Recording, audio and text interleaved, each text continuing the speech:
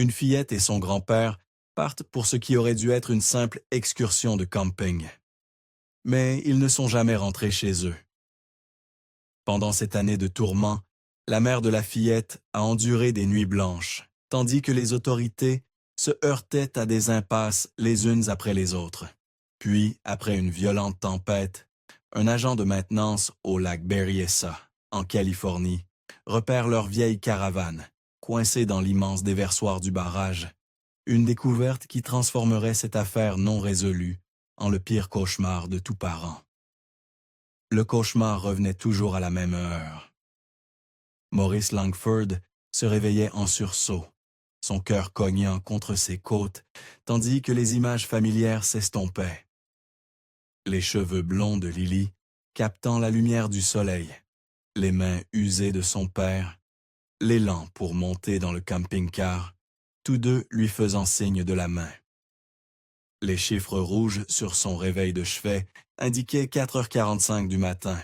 Elle s'assit dans l'obscurité de sa chambre à Ashland, repoussant les mèches humides de son front. 7 ans. 7 ans depuis ce voyage de camping. Et pourtant, les rêves revenaient avec une régularité impitoyable. Maurice entoura ses genoux de ses bras, essayant de se défaire de la sensation fantôme de la dernière étreinte de sa fille de 9 ans. Un coup à sa porte d'entrée la fit sursauter. À 7h00, un autre coup, plus insistant, suivi d'une voix étouffée qui l'appelait par son nom. Madame Langford, Maurice Langford. Elle attrapa sa chemise de nuit sur la chaise, l'enroulant étroitement autour d'elle, tandis qu'elle se dirigeait vers la porte d'entrée.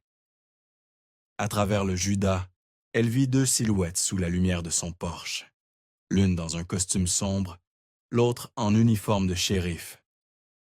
Les mains de Maurice tremblaient tandis qu'elle défaisait les verrous. L'agent Jonah Kessler se tenait sur son seuil, son badge du FBI déjà visible. À côté de lui, le shérif Andrea Brody changeait de poids d'un pied sur l'autre, son expression grave dans l'obscurité précédant l'aube. « Je suis désolé de vous réveiller, Madame Langford, » dit l'agent Kessler. Sa voix portait le poids de quelqu'un délivrant des nouvelles difficiles. « Nous essayons de vous joindre depuis 1 heure. » Maurice jeta un coup d'œil vers la cuisine où elle avait laissé son portable. « Je l'ai mis en silencieux hier soir. Je suis désolé. Que s'est-il passé? » Les deux officiers échangèrent un regard. Le shérif Brody fit un pas en avant. « Madame, nous devons vous demander de nous accompagner. Nous avons retrouvé le camping-car de votre père. » Les mots n'avaient pas de sens. Maurice cligna des yeux, certaine d'avoir mal entendu. « Son camping-car? Mais où? » « Au barrage de Monticello, » dit l'agent Kessler, dans le déversoir en forme de gloire. L'esprit de Maurice luttait pour traiter l'information. Le déversoir en forme de gloire du barrage de Monticello était cet immense drain circulaire qu'elle avait vu sur des photographies, un entonnoir en béton conçu pour gérer le trop-plein d'eau. « Je ne comprends pas. Comment un camping-car pourrait-il se retrouver là-dedans? » « Quelqu'un l'y a jeté, » interrompit doucement le shérif Brody. « Nous pensons que c'était il y a quelques heures à peine. Les services d'urgence travaillent à l'extraire en ce moment même. Nous avons besoin que vous veniez l'identifier, ainsi que certains objets qui pourraient être récupérés à l'intérieur. » Les jambes de Maurice se dérobèrent sous elle. Après 7 ans de néant, de pistes mortes et de fausses pistes, ce développement soudain semblait irréel. « Y a-t-il... Avez-vous trouvé... » « Nous devrions en discuter en chemin, » dit l'agent Kessler. « Il y a environ 2h40 de route, jusqu'au comté de Napa.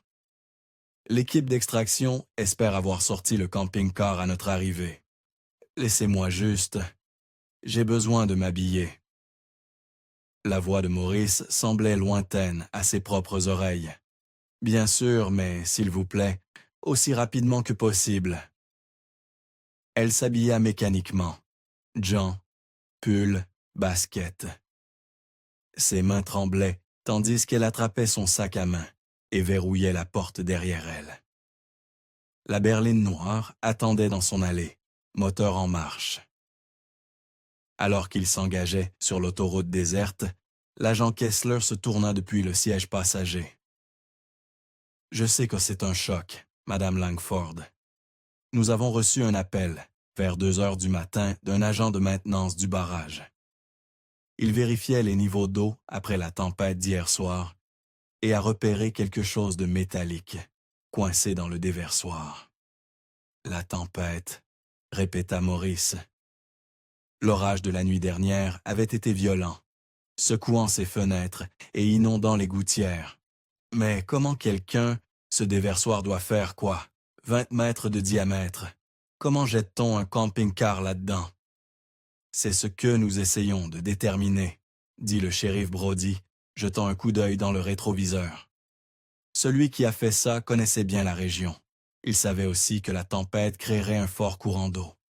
Nous pensons qu'il s'attendait à ce que le camping-car soit écrasé et emporté jusqu'à la sortie. Mais il s'est coincé, dit Maurice. Heureusement pour nous, ajouta l'agent Kessler. L'angle, la taille du camping-car, même avec le courant d'eau et la tempête d'hier soir, quelque chose l'a empêché de descendre complètement. Ils roulèrent dans un silence tendu, tandis que le ciel passait progressivement du noir au violet profond. Maurice regardait le paysage familier de l'Oregon, céder la place aux collines ondulantes du nord de la Californie. Son esprit revenait sans cesse à l'impossibilité de tout cela. Le camping-car, l'Airstream Vintage de son père, celui qu'il avait entretenu avec amour pendant des décennies, se retrouvant d'une manière ou d'une autre dans le déversoir d'un barrage. En approchant du barrage de Monticello, Maurice vit d'abord les barrières de police. La zone de loisirs du lac Berryessa, normalement animée, avait été bouclée. Des voitures de patrouille et des véhicules d'urgence regroupés près de la zone d'observation du déversoir. Le soleil du matin venait juste de franchir les collines, peignant l'eau dans des teintes d'or et de vert. Et le voilà. Le souffle de Maurice se bloqua. Le camping-car en aluminium était posé sur le bord de la route, l'eau goûtant encore de sa surface cabossée. Même de loin, elle reconnut la forme distinctive, les bords arrondis que son père polissait chaque printemps. Mais ces temps n'avaient pas été tendres. La rouille striait la surface autrefois étincelante et les fenêtres étaient obscurcies par la crasse. L'agent Kessler l'aida à sortir de la voiture. « Prenez votre temps, Madame Langford. » Alors qu'ils approchaient, un homme dans un gilet fluorescent les intercepta. « Agent Kessler, je suis Dave Morrison, superviseur en chef de l'extraction. Sacré boulot de sortir ça de là-bas. »« Comment y êtes-vous parvenu ?» demanda le shérif Brody. Morrison fit un geste vers l'énorme grue toujours positionnée près du déversoir. Engines hydrauliques et beaucoup de manœuvres délicates. Le truc était coincé à un angle d'environ 20 degrés, comme si quelqu'un l'avait juste reculé jusqu'au bord et l'avait laissé rouler dedans. L'eau de la tempête coulait encore assez fort quand nous avons commencé. Ça aurait pu très mal tourner s'il avait bougé. Maurice s'approcha du camping-car. Même endommagé et détrempé, c'était incontestablement celui de son père. Elle pouvait voir la petite bosse près de la poignée de porte où elle l'avait heurté avec son vélo quand elle avait 12 ans. L'équipe médico-légale a déjà effectué une recherche préliminaire, dit doucement l'agent Kessler. Madame Langford, je dois vous dire, nous n'avons trouvé aucun reste humain à l'intérieur. Elle hocha la tête, incertaine si c'était du soulagement ou de la déception qu'elle ressentait. Mais nous avons récupéré plusieurs objets. Il la conduisit à une table pliante, où des sacs à preuves étaient disposés. Nous avons besoin que vous les identifiez si vous le pouvez. Les jambes de Maurice faillirent céder quand elle vit le pull rouge. Même scellé dans du plastique, elle reconnut la broderie violette sur les manches, celle que Lily avait choisie elle-même au magasin d'artisanat. « C'est celui de Lily, » murmura-t-elle. Et ceci? L'agent Kessler leva un autre sac, contenant une photographie. L'image était endommagée par l'eau, mais encore visible. Son père et Lily, debout devant le camping-car, tous deux souriant à l'appareil photo. Lily portait le même pull rouge. Ses cheveux blonds étaient détachés, comme elle les aimait. Son père, le grand-père de Lily, avait son bras autour de ses épaules. Les larmes de Maurice vinrent alors, chaudes et soudaines. Elle pressa sa main contre sa bouche, essayant d'étouffer le sanglot qui s'échappait. Il y a aussi ceci. Le shérif Brody lui montra un appareil photo numérique dans un autre sac à preuves. Le reconnaissez-vous? Maurice essuya ses yeux, examinant l'appareil à travers le plastique. Non, mon père n'utilisait pas d'appareil numérique. Il était fier de ses vieux appareils argentiques. Il disait toujours que le numérique n'avait pas d'âme. Et ceci? D'autres sacs, équipements de pêche, couvertures moisies. Le matériel de pêche est le sien, les couvertures aussi. Ma mère a crocheté ce motif de bordure. L'expression de l'agent Kessler était soigneusement neutre. Madame Langford, je sais que nous avons déjà discuté de cette possibilité auparavant. Mais avec ces preuves, le camping-car de votre père, ses affaires, des objets appartenant à Lily, nous devons envisager que Thomas ait pu être impliqué dans la disparition de votre fille. Il avait 60 ans, dit Maurice, sa voix plus forte maintenant. Il en aurait 67 maintenant, s'il est. Comment pourrait-il s'occuper seul d'un enfant? Comment pourrait-il se cacher pendant 7 ans? Ça n'a pas de sens. Nous avons vu des cas de personnes âgées faisant des choses inattendues, dit doucement l'agent Kessler. Je ne dis pas que nous en sommes certains, mais nous devons explorer toutes les possibilités. Un technicien médico-légal s'approcha. Nous allons prélever des échantillons d'ADN et d'empreintes digitales, bien que les dommages causés par l'eau soient considérables. Entre la tempête et l'exposition au déversoir, nous ne sommes pas optimistes quant aux traces de preuves. Maurice remarqua des camionnettes de presse qui arrivaient au-delà de la barrière de police. Des journalistes installaient déjà des caméras, attirés par le spectacle d'un camping-car sorti du célèbre déversoir du barrage de Monticello. Madame Langford, l'agent Kessler ajusta sa cravate. « Je vais devoir faire une déclaration aux médias. Souhaitez-vous dire quelque chose? » Elle pensa à son père, à l'homme qui lui avait appris à pêcher dans ce même camping-car, qui avait passé d'innombrables heures avec Lily, renforçant sa confiance pendant les longues heures de travail de Maurice. L'homme qui n'avait jamais manqué un anniversaire, jamais oublié d'appeler. Quand les caméras tournèrent, l'agent Kessler délivra sa déclaration avec une précision exercée. Ce matin, nous avons récupéré des preuves significatives dans la disparition de Thomas Langford et de sa petite-fille, Lily Langford. Le camping-car récupéré est classé comme scène de crime principale. Combiné aux preuves découvertes il y a 2 jours, nous sommes optimistes quant aux nouvelles pistes pour localiser les 2 personnes disparues. Un journaliste s'écria « Thomas Langford est-il considéré comme suspect? » Nous explorons toutes les possibilités. Monsieur Langford reste une personne d'intérêt, comme il l'a été tout au long de cette enquête. Il poussa alors Maurice en avant, des micros tendus vers son visage. Elle essaya de parler clairement malgré ses larmes. « Papa, si tu regardes ceci, s'il te plaît, rentre à la maison. Ramène-moi Lily. Nous pouvons encore être une famille. Nous pouvons surmonter ce qui s'est passé. » D'autres questions arrivèrent en rafale, mais Maurice sentait qu'elle craquait. Le shérif Brody la guida rapidement loin des caméras. « Le camping-car est transporté à notre laboratoire médico-légal à Medford, » dit l'agent Kessler alors qu'il retournait à la voiture. « Nous analyserons tout minutieusement. » Maurice regarda la dépanneuse sécuriser le camping-car de son père. Cette coque d'aluminium familière, qui portait tant de souvenirs heureux, était maintenant une preuve dans un mystère vieux de 7 ans, extraite d'un déversoir comme une étrange relique des profondeurs. Alors qu'il s'éloignait du barrage de Monticello, Maurice pressa son front contre la vitre fraîche. Le soleil du matin montait plus haut, dissipant les derniers lambeaux de nuages d'orage. Quelque part là-bas, espérait-elle, son père et sa fille regardaient ce même lever de soleil. Le voyage de retour vers Ashland s'étirait interminablement. Ce qui avait été des autoroutes vides dans l'obscurité précédant l'aube était maintenant encombré par le trafic du mardi après-midi. Camions grumiers, camping-cars de touristes se dirigeant vers Crater Lake et navetteurs locaux, tous se disputaient l'espace sur l'Interstate 5. Maurice était assise sur la banquette arrière, regardant les repères familiers passer.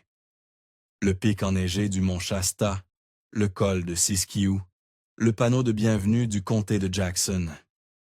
3 heures. 3 heures pour penser à ce camping-car détrempé, à ce pull rouge scellé dans du plastique, à 7 ans de questions qui semblaient engendrer plus de questions que de réponses. Au moment où ils arrivèrent au poste de police d'Ashland, l'horloge du tableau de bord indiquait 12h17. L'estomac de Maurice aurait dû grogner, mais la pensée de la nourriture la rendait nauséeuse. « Je sais que vous voulez probablement rentrer chez vous, » dit l'agent Kessler en tenant la porte du poste ouverte. « Mais j'aimerais revoir le dossier avec vous pendant que tout est encore frais. Parfois, des détails émergent lorsque nous revisitons l'enquête initiale. » La salle de conférence sentait le café brûlé et les marqueurs pour tableau blanc. Le shérif Brody sortit un épais dossier Manila, tandis que l'agent Kessler connectait son ordinateur portable à l'écran mural. 18 août 2001, commença-t-il, affichant le rapport initial de personnes disparues. Vous avez appelé le 911 à 20h47 lorsque votre père et votre fille n'étaient pas revenus de leur voyage de camping. Maurice hocha la tête, se souvenant de cette terrible soirée. Il devait être de retour pour le dîner. Papa n'était jamais en retard quand Lily était avec lui. Quand je n'ai pas pu joindre son téléphone portable, j'ai su que quelque chose n'allait pas. Des officiers ont été dépêchés au camping près de Rock River, lut le shérif Brody dans le rapport. Ils sont arrivés à 23h15 et ont trouvé l'emplacement désigné vide. Pas seulement vide, méticuleusement nettoyé. L'agent Kessler cliqua sur des photos de la scène de crime. Le site de camping semblait presque stérile. Le foyer froid et récuré. Le sol balayé, sans trace de pas. Aucun effet personnel, aucun emballage de nourriture, aucune trace de preuve, continua-t-il. L'équipe médico-légale a déclaré que c'était le site de camping sauvage le plus propre qu'ils aient jamais traité. Ce niveau de nettoyage suggérait une dissimulation délibérée. Mais mon père ne... commença Maurice. Je sais que c'est difficile, dit l'agent Kessler. Mais regardez cette chronologie. Il afficha un nouveau document. Le jour même où il devait rentrer, à 14h15, votre père est entré à la First National Bank d'Ashland et a retiré toutes ses économies, 400 000 $ en espèces. Les images de vidéosurveillance de la banque remplirent l'écran. Granuleuses, mais reconnaissables. Son père au guichet, Lily à ses côtés. La petite fille lui tenait la main, regardant autour d'elle dans la banque, avec la curiosité typique d'une enfant de 9 ans. Rien dans son langage corporel ne suggérait la peur ou la détresse. L'heure d'achat montre que c'était environ 6 heures avant que vous ne les signaliez disparus, dit le shérif Brody. La guichetière s'est souvenue de la transaction en raison du montant important. Elle a dit que M. Langford semblait calme, mentionnant quelque chose à propos d'un investissement commercial. Maurice étudia l'image de sa fille à l'écran. Lily portait le même pull rouge qu'ils avaient retrouvé dans le camping-car.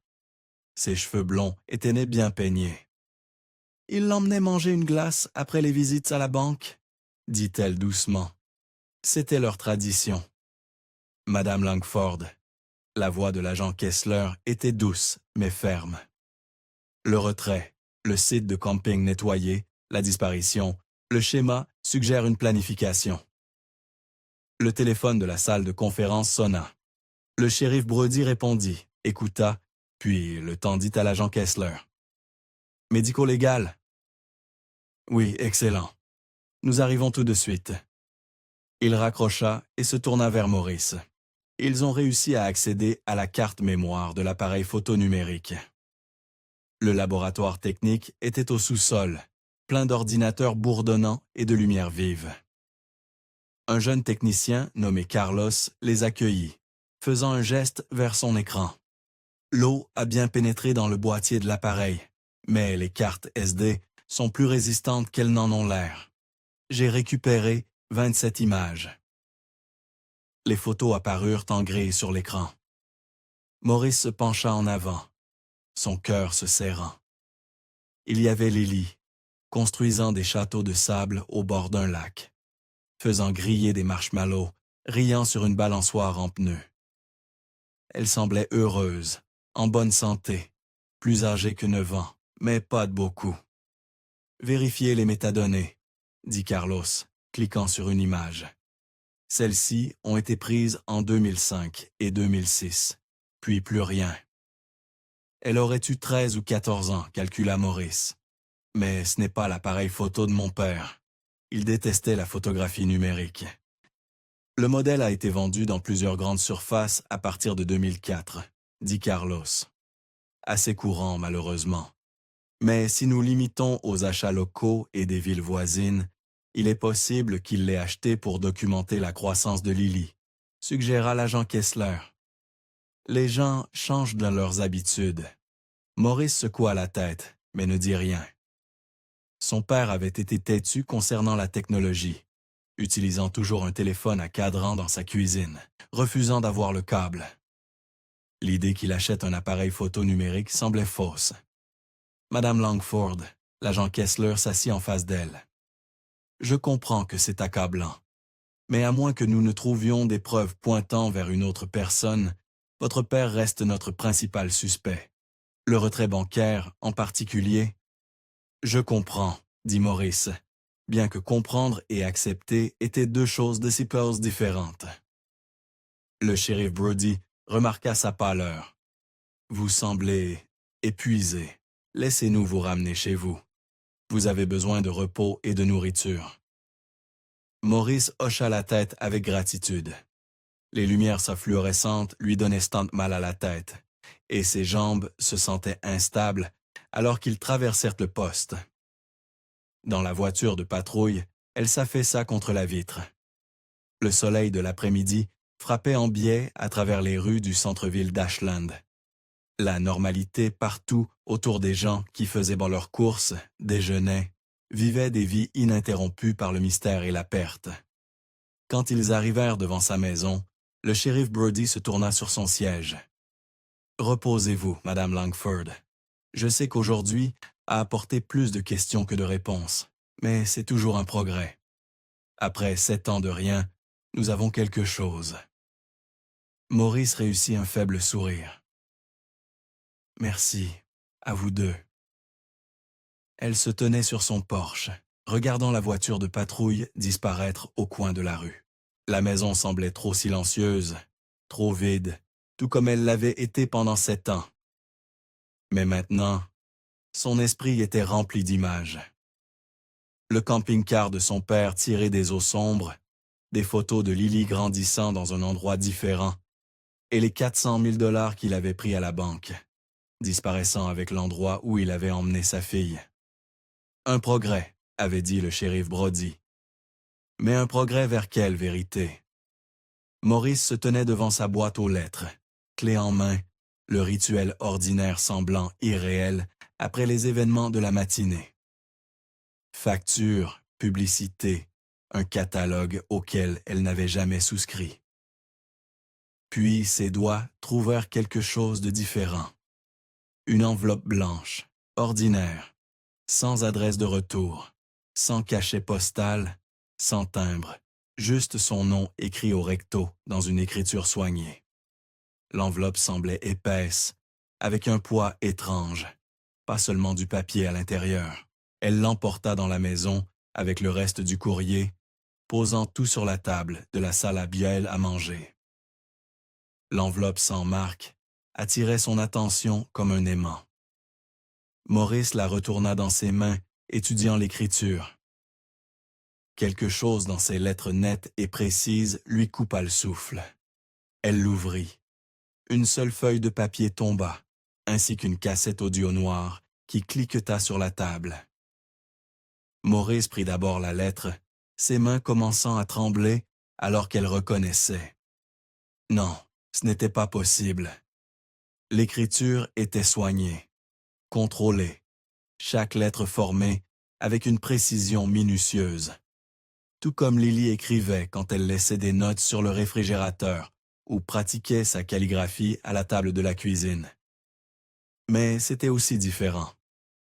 Plus mature, les lettres légèrement plus grandes, le style évoluait. Bien sûr, ce serait différent. 7 ans avait passé. Sa fille aurait maintenant 16 ans.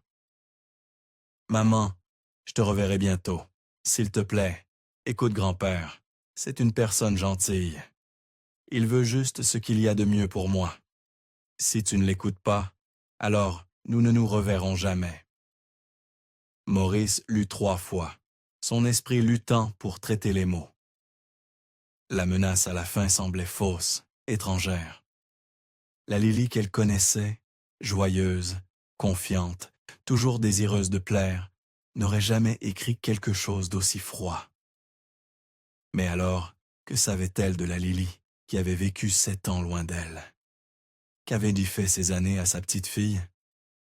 Elle prit la cassette, pas d'étiquette, juste du plastique noir uni. Ses yeux balayèrent son salon. Lecteur DVD, chaîne stéréo avec lecteur CD, même une vieille platine vinyle héritée de sa mère. Mais pas de lecteur de cassette. Quand s'en était-elle débarrassée? Pendant le déménagement, la rénovation, la maison de son père, il en aurait un. L'idée d'y aller aujourd'hui, de tous les jours, semblait comme marcher dans un champ de mines de souvenirs. Mais elle devait savoir ce qu'il y avait sur cette cassette.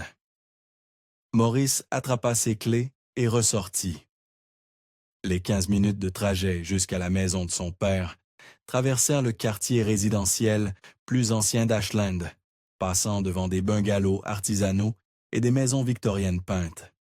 La maison de son père était située sur un terrain d'angle, un modeste ranch des années 50 avec une véranda qu'il avait ajoutée lui-même. Elle avait toujours sa clé. La serrure tourna facilement et elle entra dans un air qui sentait la poussière et les espaces abandonnés. Tout était comme il l'avait laissé, 7 ans auparavant.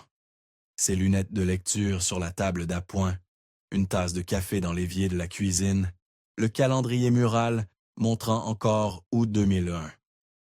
Le lecteur de cassette était sur une étagère dans le salon, faisant partie d'une vieille chaîne stéréo. Maurice le brancha, soulagé quand le voyant rouge s'alluma. Elle inséra la cassette et appuya sur lecture. Des parasites, puis un raclement de gorge. Puis une voix qui arrêta son cœur. « Maurice, ma chérie, c'est papa. » Elle s'effondra sur le canapé, pressant sa main contre sa bouche. C'était lui, indéniablement lui, le léger enrouement dû à des années de pipe, la façon dont il étirait son nom en 3 syllabes. Maurice. Je sais que tu es confuse et en colère, je ne te blâme pas. Mais j'ai besoin que tu écoutes attentivement. Lily est en sécurité avec moi. Elle est heureuse, en bonne santé, reçoit une bonne éducation. Je m'occupe d'elle, comme je t'ai élevé, avec amour et patience, et tout ce dont un enfant a besoin. La qualité de l'enregistrement était médiocre, étouffée, comme s'il avait été enregistré dans un petit espace.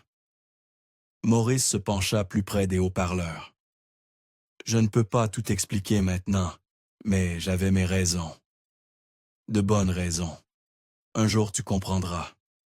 Pour l'instant, j'ai besoin que tu arrêtes l'enquête policière. Dis-leur que tu veux passer à autre chose. Que tu crois que Lily et moi sommes en sécurité quelque part et que c'est suffisant. Si tu fais cela, nous pourrons nous réunir. J'expliquerai tout, et nous pourrons recommencer à zéro, tous les trois ensemble à nouveau. Une pause. Elle pouvait entendre sa respiration, bourrue et lourde. Mais Maurice, si tu apportes cette cassette à la police, je le saurai. Et si cela arrive, tu ne nous reverras jamais. Personne ne nous trouvera jamais. Ce n'est pas une menace, ma chérie. C'est juste la vérité. Pour prouver que tu es prête à me faire confiance, reste dans ma maison ce soir. Juste ce soir. Si tu peux faire ça, si tu peux montrer cette foi, alors nous pourrons passer à l'étape suivante. La cassette s'arrêta. Maurice la joua à nouveau, puis encore. Chaque fois, sa certitude grandissait. C'était la voix de son père. Les phrases, la cadence, même la façon dont il l'appelait « ma chérie ». Tout était incontestablement Thomas Langford. Elle alla à la fenêtre, regardant à travers les stores. La rue était calme, juste la vieille Madame Chen promenant son caniche antique. Pas de voiture suspecte, pas d'observateur. Elle vérifia l'arrière-cour par la fenêtre de la cuisine. Rien que le potager envahi et la remise où son père gardait son matériel de pêche. Chaque porte fut vérifiée et verrouillée. Chaque fenêtre sécurisée. Maurice se sentait idiote, mais ne pouvait se défaire du sentiment que quelqu'un pourrait être en train de regarder, d'attendre pour voir si elle courait directement à la police. Dans le bureau de son père à l'étage, elle fouilla dans les tiroirs de son bureau jusqu'à ce qu'elle trouve ce qu'elle cherchait. Une boîte à chaussures pleine de cassettes.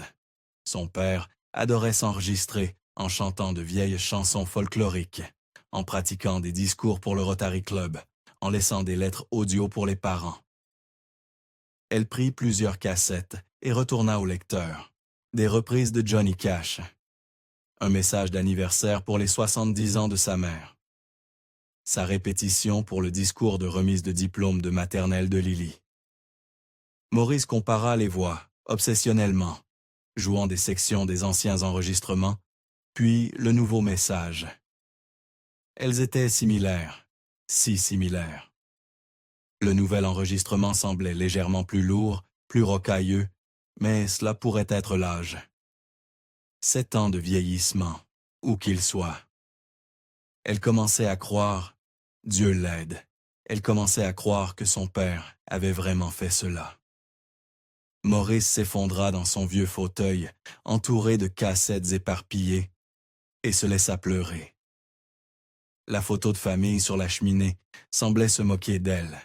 Tous les trois, à Noël, sa mère encore en vie, Lily juste un bébé dans les bras de Thomas.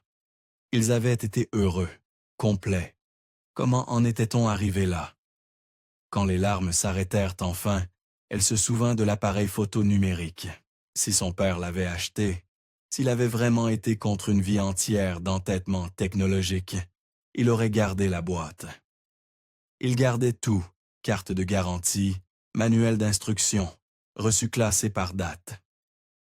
L'armoire de son bureau contenait des boîtes pour chaque appareil électronique de la maison. La cafetière, la télévision, même le rasoir électrique qu'elle lui avait acheté 10 ans auparavant. Mais pas de boîte d'appareil photo, donc peut-être qu'il ne l'avait pas réellement acheté avant la disparition. Ou s'il l'avait fait, c'était après, comme la police le soupçonnait. Mais alors, pourquoi était-il dans son camping-car? Pourquoi se serait-il débarrassé de l'appareil photo? Le camping-car, peut-être, bien sûr, c'est le genre de choses que n'importe qui reconnaîtrait comme preuve. Mais un appareil photo personnel, s'il était toujours avec lui, ne l'utiliserait-il pas encore? À moins que quelqu'un d'autre ne l'ait mis là. Quelqu'un qui voulait que la police croie. Elle arrêta cette ligne de pensée. Le message de la cassette résonnait dans son esprit. Fais-lui confiance. Reste la nuit. Ne va pas à la police. Tous ses instincts criaient qu'elle devrait appeler l'agent Kessler immédiatement. C'était une preuve. C'était un contact. Cela pourrait faire avancer l'affaire rapidement. Mais si son père disait la vérité, si aller à la police signifiait ne plus jamais revoir Lily, Maurice était déchiré par ce dilemme. Mais après un long moment de réflexion, elle prit sa décision. Elle resterait la nuit. Elle donnerait à son père cette unique chance de prouver ses bonnes intentions. Demain, si rien ne se passait, elle pourrait toujours changer d'avis.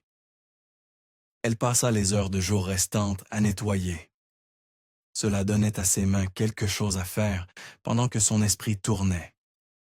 Dépoussiérer les étagères, passer l'aspirateur sur les tapis, laver la vaisselle qui était restée dans l'évier pendant 7 ans. Alors que le soir tombait, elle prépara le dîner avec des conserves du garde-manger. Le simple repas de soupe et de crackers avait un goût de tristesse. Dehors, Ashland s'installait dans son rythme nocturne. Les lumières des porches s'allumaient. Les chiens aboyaient leurs avertissements du soir. La vie normale continuait partout, sauf dans cette maison figée dans le temps. À 9 heures, l'épuisement pesait sur elle, comme une force physique. L'adrénaline de la journée s'était écoulée, ne laissant qu'une fatigue profonde. Maurice monta les escaliers jusqu'à la chambre d'amis. Elle ne pouvait se résoudre à dormir dans le lit de son père. Elle s'allongea tout habillée. Le sommeil, quand il vint enfin, n'apporta aucune paix. Seulement des rêves de camping-car vide et d'eau sombre, et quelque part au loin, le son de sa fille appelant à l'aide. Le cauchemar la libéra à 5 heures du matin. Maurice se réveilla en haletant dans la chambre d'amis inconnus. La maison de son père l'oppressant par son silence. La fenêtre ne montrait que l'obscurité. Quand elle regarda l'horloge murale, ses aiguilles étaient bien figées, à 3h17, la pile morte depuis longtemps. L'écran de son téléphone lui fit mal aux yeux. 5h02 du matin. Un autre réveil matinal, une autre secousse du sommeil. Mais cette fois, elle n'était pas dans son propre lit. Cette fois, elle avait passé la nuit dans la maison de son père, suivant les instructions d'une voix sur une cassette. L'enveloppe était posée sur la table de chevet où elle l'avait laissée. Maurice reprit la lettre, étudiant l'écriture dans la faible lumière de son téléphone. Plus elle la regardait, plus elle semblait fausse. Oui, elle ressemblait à la calligraphie soignée de Lily. Mais sa fille écrirait-elle vraiment des mots aussi froids? Nous ne nous reverrons jamais. Cela ressemblait à quelque chose de dicté, pas à quelque chose venant du cœur de Lily. Et pourquoi son père n'avait-il pas écrit la lettre lui-même? S'il était celui qui faisait des exigences, pourquoi utiliser Lily comme porte-parole? Elle ouvrit le tiroir de la table de chevet à la recherche de mouchoirs et s'arrêta. Là, enroulé soigneusement avec ses écouteurs, se trouvait le vieux Walkman Sony de son père. Le plastique argenté était rayé, mais familier. Combien de fois l'avait-elle vu marcher dans le quartier avec ses écouteurs en mousse sur les oreilles, fredonnant ses cassettes? Maurice le sortit, appuyant sur le bouton d'éjection. Vide, le compartiment des piles ne contenait que le résidu blanc de piles mortes depuis longtemps. Elle se rendit à la cuisine et fouilla dans le tiroir à bric-à-brac jusqu'à ce qu'elle trouve un paquet de piles AA. Le Walkman se mit en marche avec un clic satisfaisant.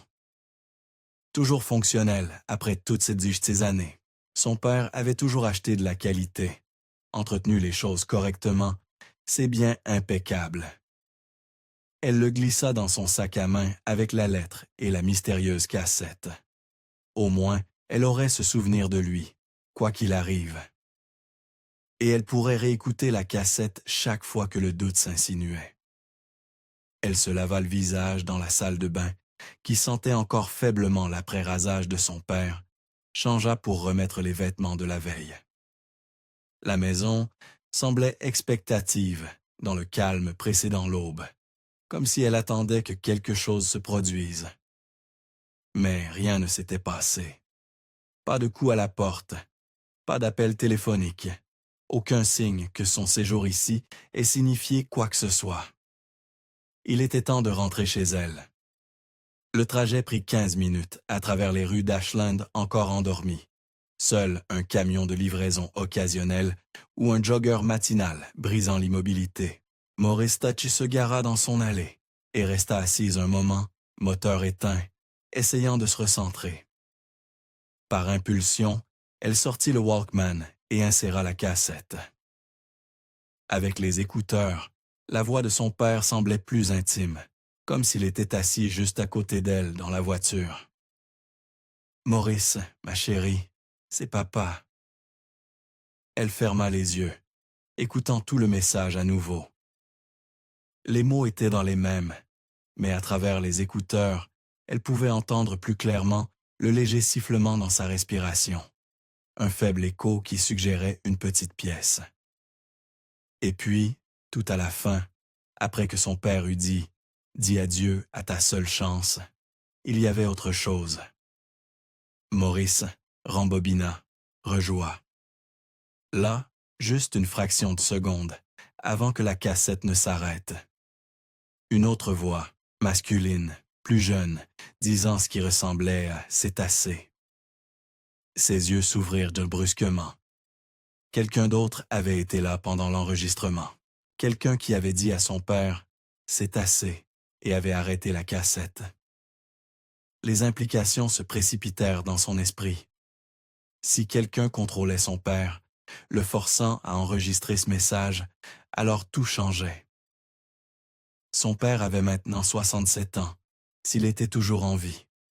Un vieil homme, peut-être malade ou fragile.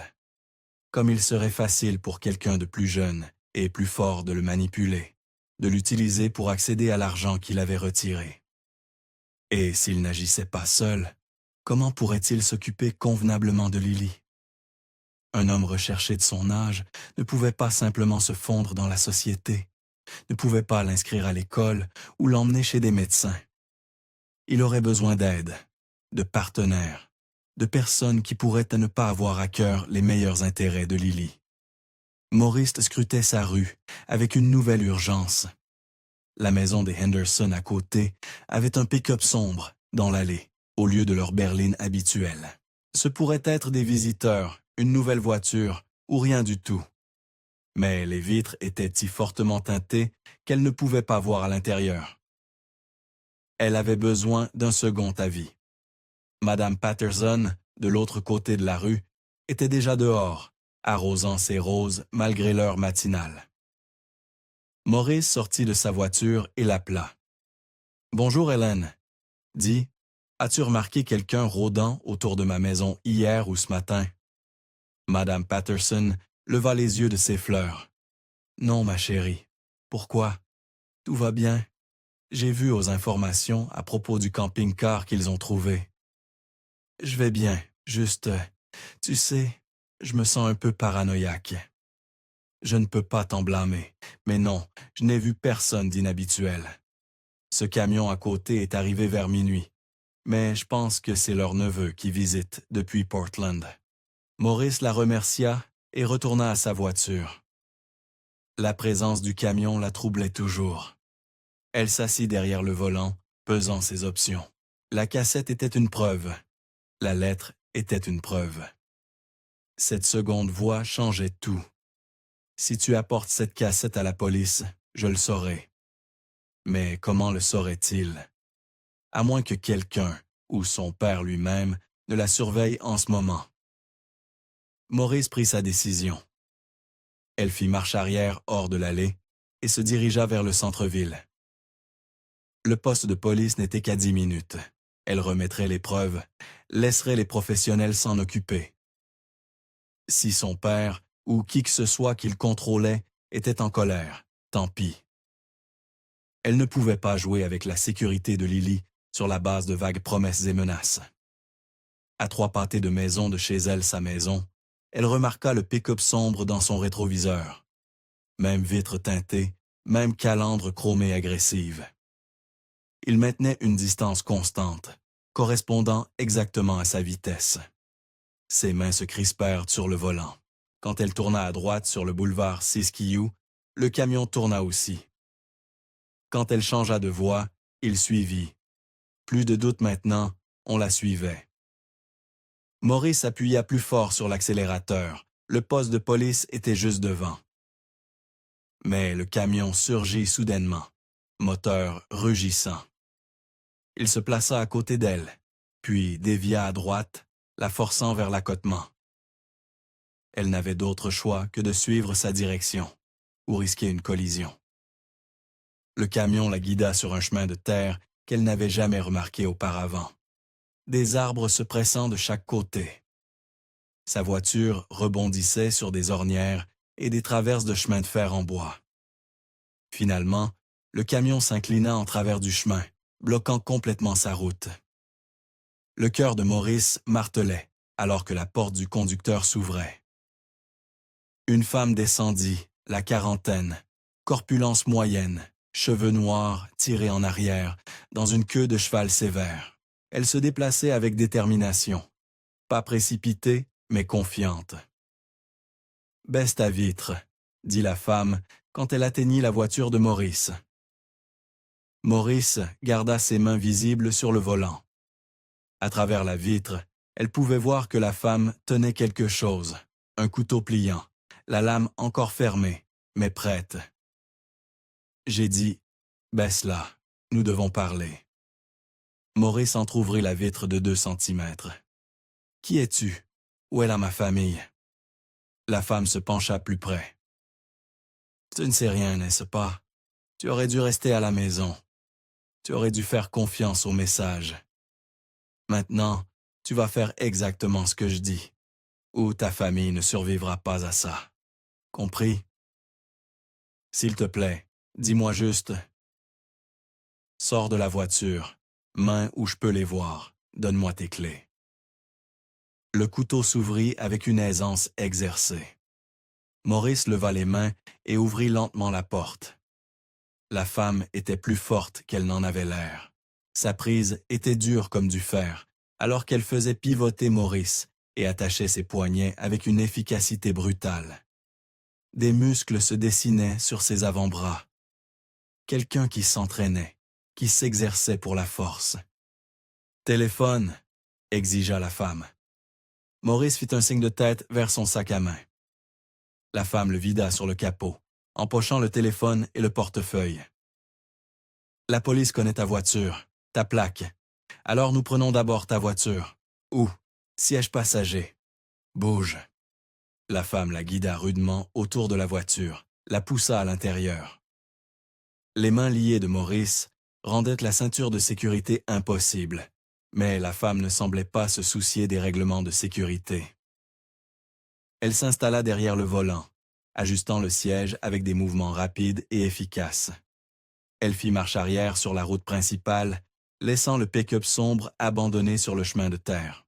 Alors qu'Ashland s'éloignait derrière elle, Maurice luttait pour garder sa respiration régulière.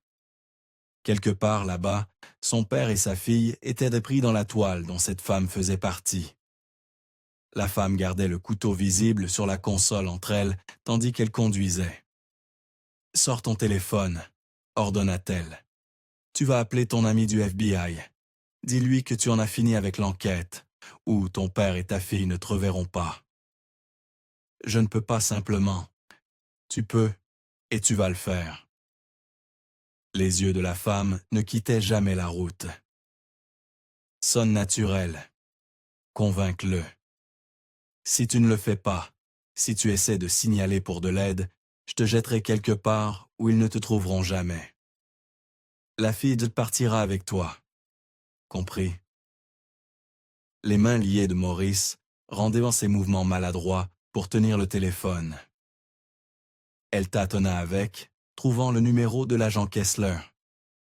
Sa gorge se sentait serrée alors qu'elle appuyait sur appel. « Madame Langford », sa voix était alerte malgré l'heure matinale.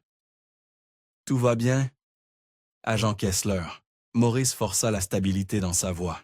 « J'appelle pour vous faire savoir que je me retire de l'enquête. » Silence, puis « Je vous demande pardon. » Trouver le camping-car m'a donné la fermeture dont j'avais besoin. Mon père a pris Lily. Je comprends cela maintenant. Je ne crois pas qu'il lui fera du mal. Madame Langford, c'est une enquête criminelle, une affaire d'enlèvement. Nous ne pouvons pas simplement... Je sais. Maurice sentait les yeux de la femme qui la transperçait. Mais je n'insisterai plus.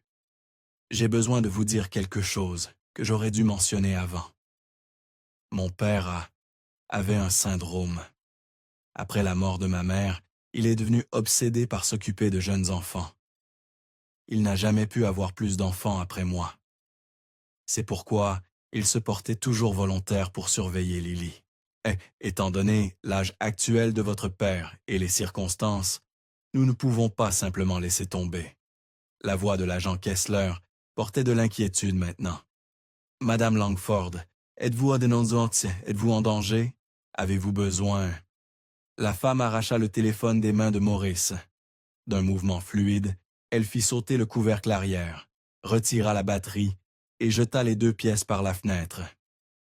Maurice regarda son téléphone disparaître dans les hautes herbes bordant l'autoroute. « C'était stupide, » dit la femme. Il devenait suspicieux. Elle roulait dans un silence tendu. Maurice regardait le paysage changer, des collines familières d'Ashland au pays plus sauvage au-delà. Elle prit l'autoroute 99 vers le nord, puis coupa vers l'ouest en direction de la chaîne côtière. 3 heures plus tard, elle passa le barrage de Monticello.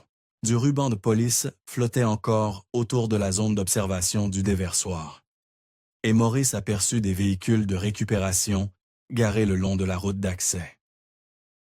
Cette vue lui serra l'estomac. Le camping-car de son père avait été tiré de ce trou sombre juste hier matin. La femme remarqua qu'elle regardait. « Quel plan débile !» marmonna-t-elle. « Je lui ai dit que la tempête ne serait pas suffisante. Je lui ai dit que le camping-car se coincerait. Mais non, il savait toujours mieux, ce vieil homme. » Maurice déglutit difficilement.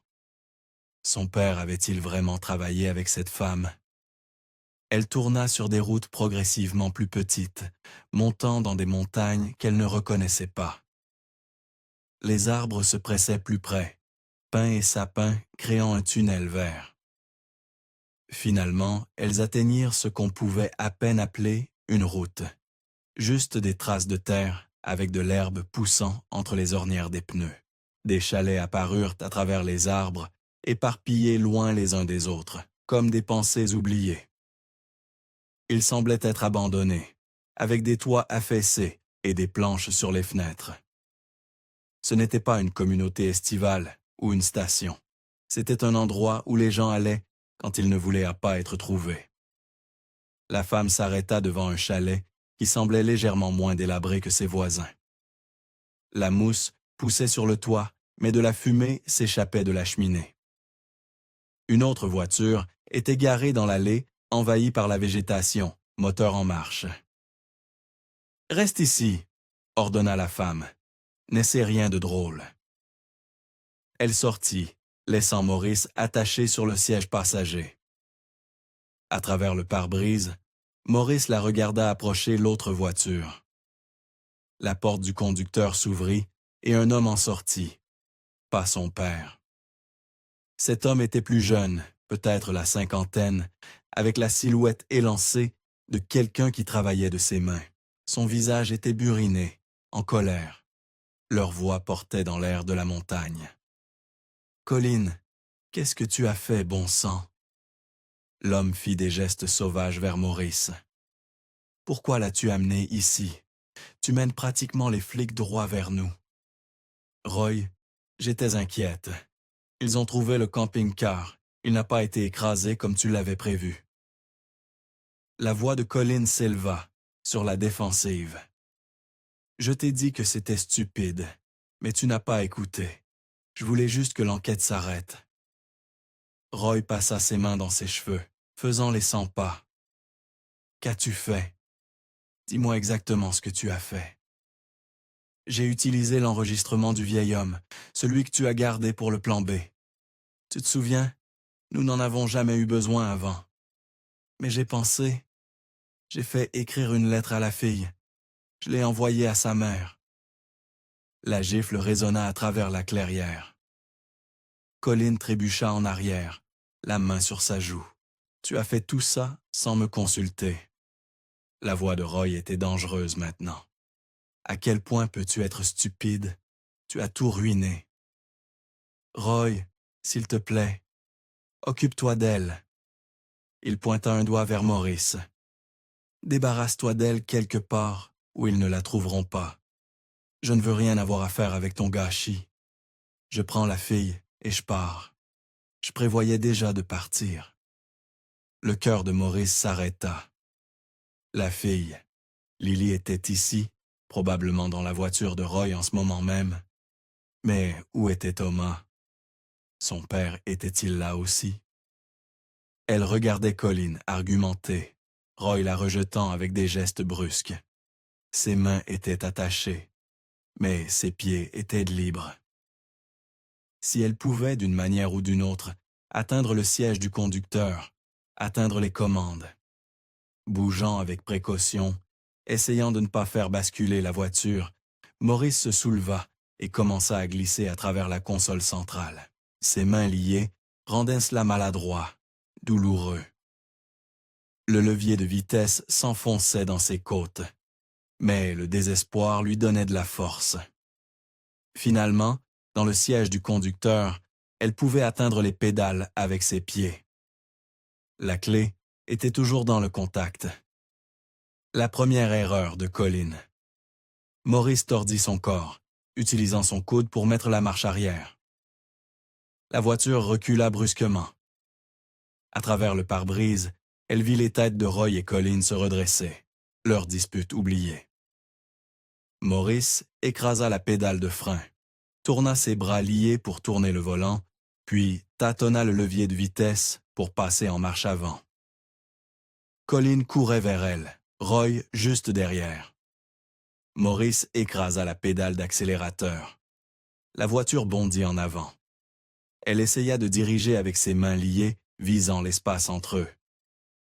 Mais ils esquivèrent dans la mauvaise direction, directement sur la trajectoire de la voiture. L'impact fut horrible. Les deux corps volèrent en arrière, Colin roulant sur le capot avant de glisser. Roy tournoya et tomba durement sur le gravier. Maurice freina, tout son corps tremblant. Le sang coulait du nez et de la bouche de Colin. Roy essayait de s'asseoir, son visage écorché à vif, crachant du rouge sur la terre. Ils étaient vivants, mais blessés, gémissant et jurant. Maurice utilisa son coude pour appuyer sur le bouton de déverrouillage et poussa la porte avec son épaule. Elle sortit en trébuchant, ses jambes cédant presque, et courut vers la voiture de Roy, toujours en marche.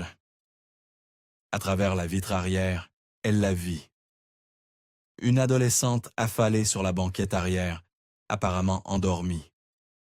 Des cheveux blonds tombaient sur son visage, mais Maurice connaissait ses traits. Cette inclinaison particulière de la tête. Lily. Après 7 ans, sa fille n'était qu'à quelques pas, derrière du verre et des portes verrouillées. Maurice courut à la porte du chalet, ses mains liées la faisant trébucher. Par chance, elle n'était pas verrouillée. Ces montagnards ne s'inquiétaient probablement jamais des intrus si loin de la civilisation.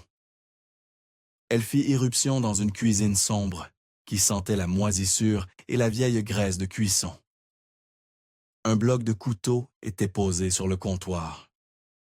Elle pivota, utilisant ses coudes pour faire tomber un couteau de boucher. Il cliqueta sur le linoléum.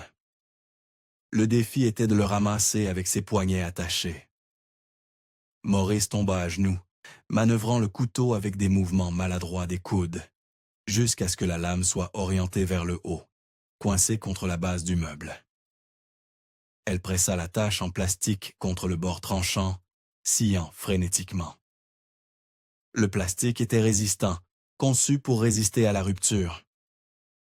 Dans son désespoir, elle appuya trop fort. Le couteau glissa, la lame coupant le long du côté de ses doigts. La douleur jaillit, chaude et vive. Le sang monta immédiatement, coulant le long de sa paume. Mais la tâche se brisa. Maurice saisit correctement le couteau et se leva, berçant sa main qui saignait contre sa chemise. Un vieux téléphone à cadran était accroché au mur. Elle attrapa le combiné, composant le 911, avec des doigts tremblants. Une sonnerie. Par la fenêtre de la cuisine, elle vit du mouvement. Roy se relevait du sol, le sang coulant de son visage écorché. Il boitait, mais se déplaçait avec détermination vers sa voiture. Vers Lily. 911, quelle est votre urgence? Maurice laissa tomber le combiné, le laissant se balancer et cogner contre le mur. « À l'aide, s'il vous plaît !» cria-t-elle au téléphone, espérant que le répartiteur puisse entendre. « Chalet de montagne, autoroute 99, après le barrage de Monticello. Enlèvement. » Pas le temps pour plus. Elle agrippa le couteau et courut dehors. Roy avait presque atteint sa voiture. Maurice ne lui donna pas la chance. Elle lui donna un coup de pied violent dans le dos de sa jambe blessée. Il tomba avec un cri de douleur et de rage. « Donne-moi tes clés de voiture. » Maurice se tenait au-dessus de lui, le couteau tremblant dans sa prise ensanglantée. « Je te poignarderai si tu essaies de partir. Je le jure devant Dieu. » Roy se retourna, riant à travers le sang dans sa bouche. Le son était laid, déséquilibré. « Tu me poignarderas, toi ?» Il essuya son visage, étalant du rouge sur sa joue. « C'est toi qui l'as abandonné. Qui a laissé ta petite fille avec un vieil homme pour un voyage de camping? Quel genre de mère fait ça? » C'était une tradition. La voix de Maurice resta stable, malgré son cœur qui battait la chamade. Mon père m'emmenait camper. Il emmenait Lily. C'était une tradition familiale, pas un abandon. Tradition. Roy cracha le mot comme une malédiction. Il se poussa sur ses pieds, chancelant mais restant debout. « Tu te dis ça, mais tu l'as livré. Tu l'as rendu facile. » Il bondit. Maurice essaya d'esquiver. Mais Roy était plus rapide que ses blessures ne le suggéraient. Sa main se referma autour de son poignet, celui qui tenait le couteau. Il lutta, Roy utilisant sa force supérieure pour tourner son bras, essayant d'orienter la lame vers son visage.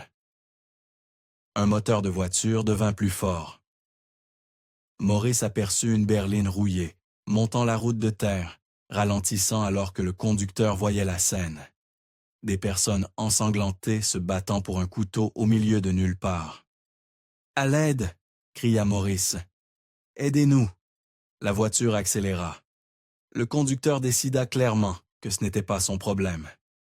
Mais la distraction fit que Roy détourna le regard pendant une seconde cruciale. Maurice essaya de se libérer. Le visage de Roy se tordit de fureur. D'un mouvement vicieux, il inversa la direction du couteau et l'enfonça dans l'estomac de Maurice. La douleur fut immédiate et écrasante. Elle sentit la lame s'enfoncer profondément, sentit le flux chaud du sang, ses jambes cédèrent.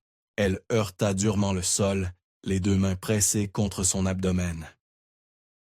À travers un brouillard de choc, elle regarda Roy boiter vers sa voiture. Il partait, emmenant Lily.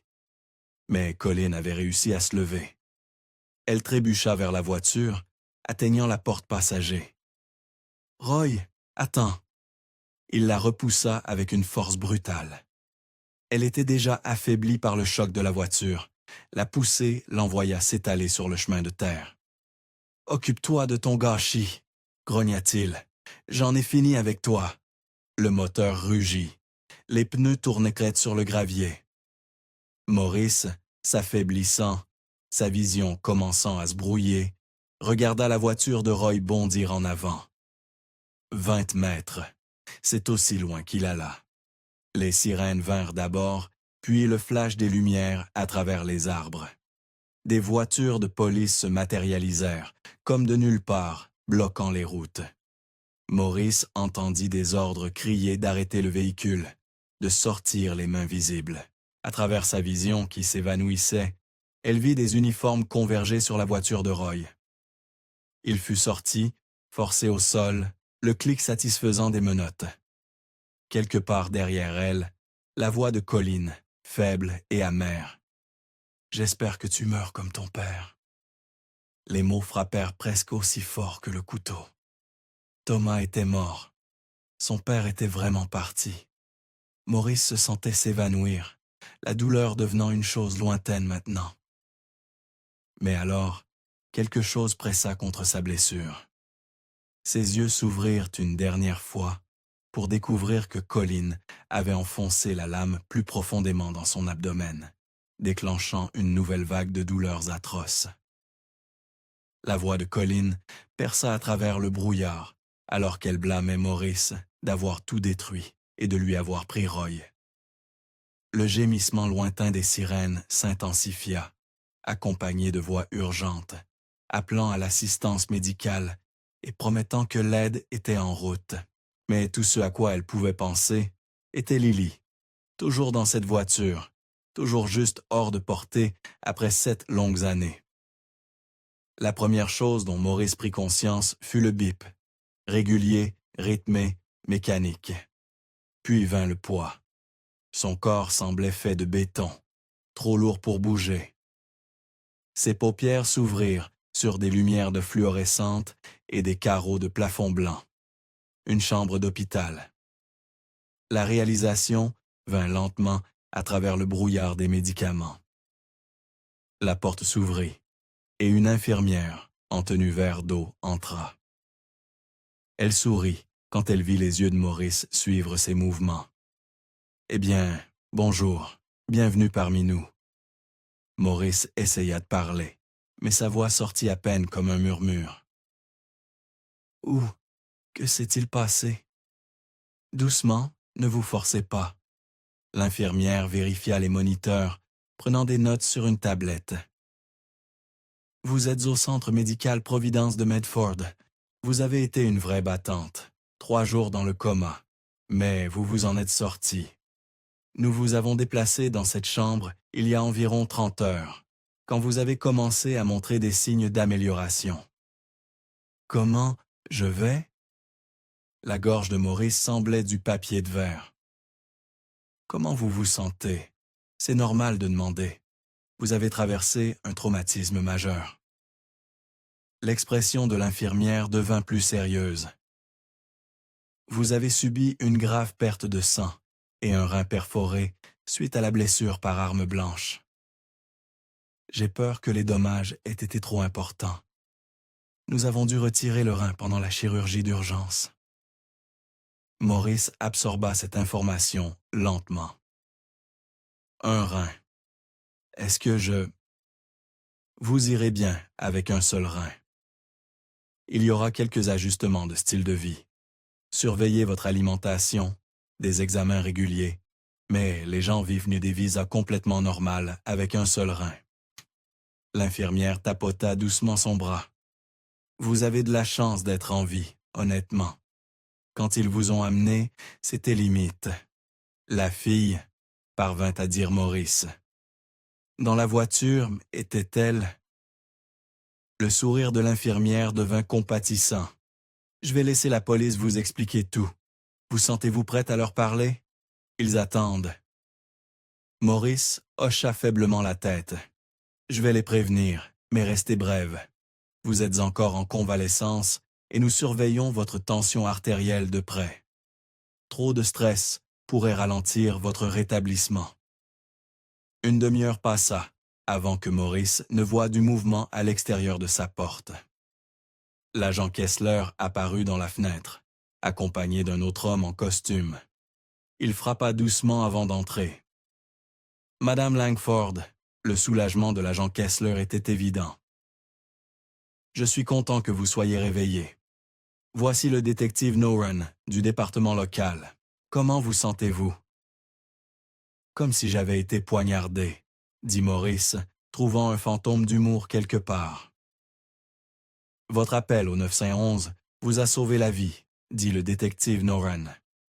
Vous n'avez pas réussi à dire grand-chose, mais le standardiste vous a entendu crier à l'aide. Puis un voisin a appelé, signalant une bagarre au couteau. Nous avions des unités dans la région qui suivaient votre appel précédent à l'agent Kessler. Elles ont répondu immédiatement. Roy et Colin Behrens sont en détention, ajouta l'agent Kessler. Tous deux ont été inculpés de multiples chefs d'accusation, y compris enlèvement, meurtre et tentative de meurtre. Leur première audience est dans 2 jours. Le cœur de Maurice s'accéléra, faisant biper le moniteur plus rapidement. La fille dans la voiture, était-ce? Oui. La voix de l'agent Kessler s'adoucit.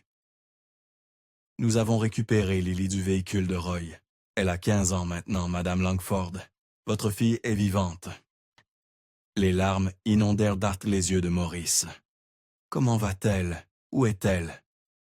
Elle a passé une nuit à l'hôpital en observation. Mais physiquement, elle va bien. Les services de protection de l'enfance l'ont prise en charge temporairement, pendant qu'elle se remet du traumatisme psychologique. Elle demande de vos nouvelles. J'ai besoin de la voir. Laissez-moi passer un appel. Le détective Noran sortit dans le couloir. Pendant qu'ils attendaient, l'agent Kessler approcha une chaise. Je sais que vous êtes fatigué, mais nous avons besoin de votre témoignage sur ce qui s'est passé. Vous en sentez-vous capable? Maurice hocha la tête et raconta lentement tout.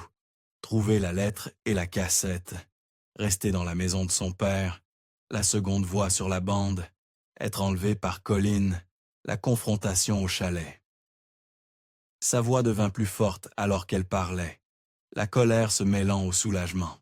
Vous avez mentionné les avoir entendus parler de votre père, insista doucement l'agent Kessler. Ils l'ont tué. La voix de Maurice se brisa. Colin a dit quelque chose à propos de l'enterrer, et la cassette. Roy avait enregistré la voix de mon père pour un plan B qu'ils n'ont jamais utilisé.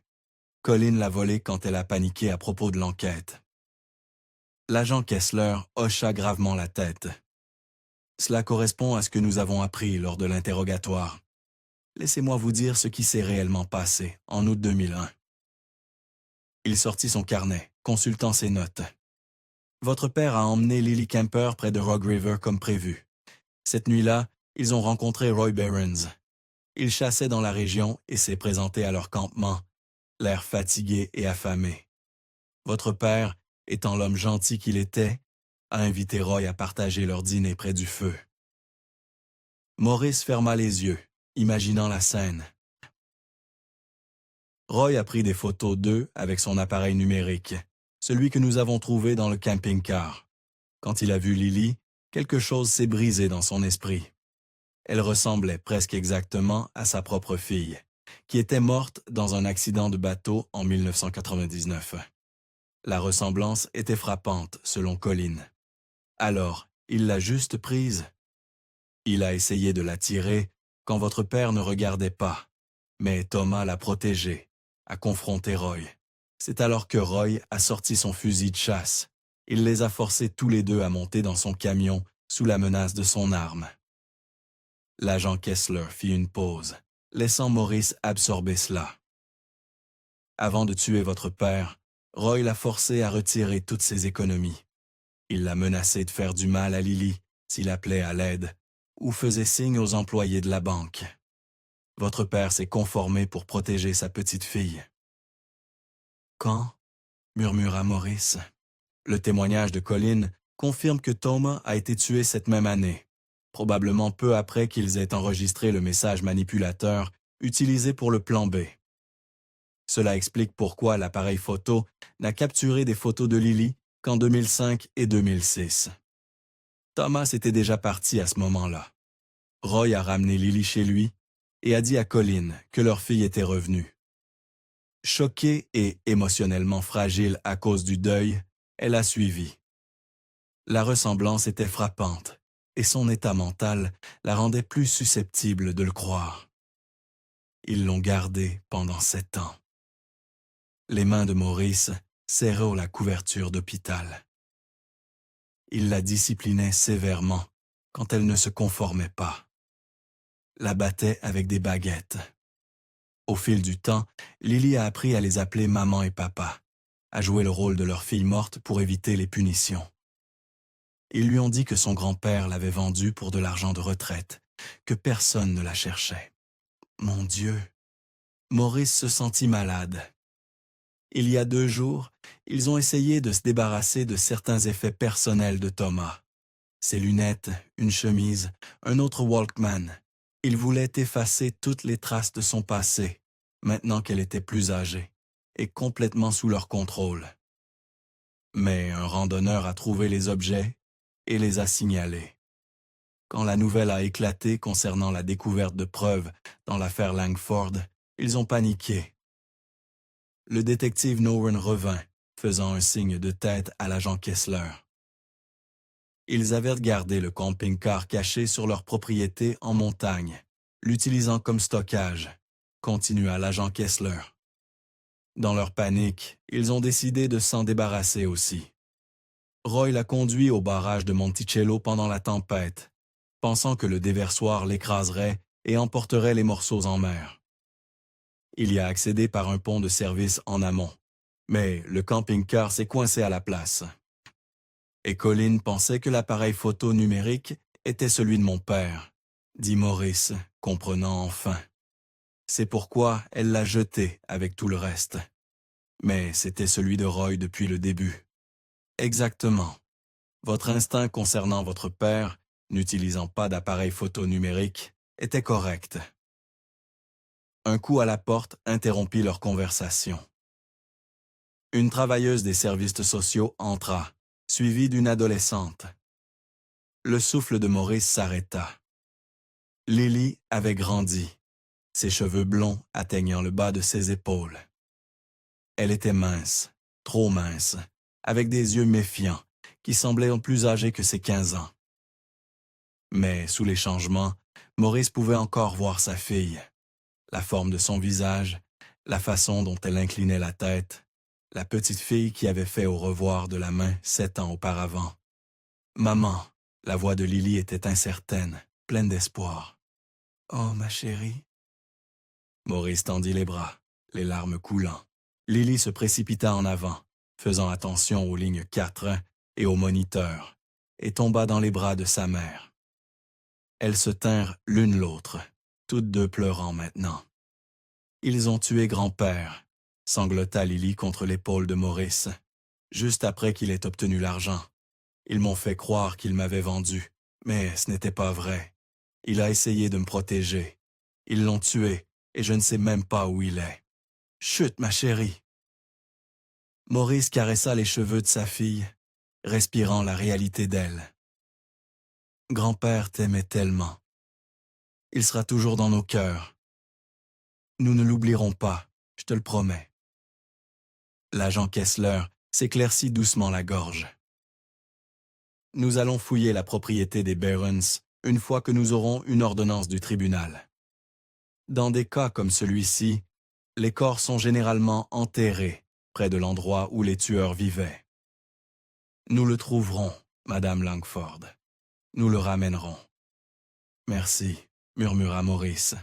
Roy Barons est un vétéran souffrant de SSPT non traité, ajouta doucement le détective Noren. Perdre sa fille a brisé quelque chose en lui. Colin a facilité ses délires par son propre chagrin. Leur traumatisme et leur culpabilité les ont rendus de plus en plus paranoïaques, ce qui a finalement conduit à leur chute. S'ils étaient restés tranquilles, nous ne les aurions peut-être jamais trouvés. Mais la peur les a rendus imprudents. Maurice serra Lily plus fort. La justice viendrait pour Roy et Colin Barons. Son père serait retrouvé et convenablement mis au repos. Il y aurait des procès, de la thérapie, un long chemin de guérison devant eux. Mais maintenant, dans cette chambre d'hôpital avec les moniteurs qui bipaient et sa fille chaude et vivante dans ses bras, Maurice ressentait quelque chose qu'elle n'avait pas éprouvé depuis 7 ans. L'espoir. « Nous sommes ensemble à nouveau », murmura-t-elle à Lily. C'est ce qui compte. Je vais me rétablir aussi vite que possible et nous rentrerons à la maison. Nous créerons de nouveaux souvenirs. Nous irons bien. Lily se recula juste assez pour regarder le visage de sa mère. Malgré tout ce qu'elle avait enduré, un petit sourire apparut. « J'aimerais ça, maman. J'aimerais vraiment ça. » Le soleil frappait en biais à travers la fenêtre de l'hôpital, peignant des carrés dorés sur la couverture blanche. Mère et fille se tenaient l'une l'autre, non plus perdues, enfin retrouvées.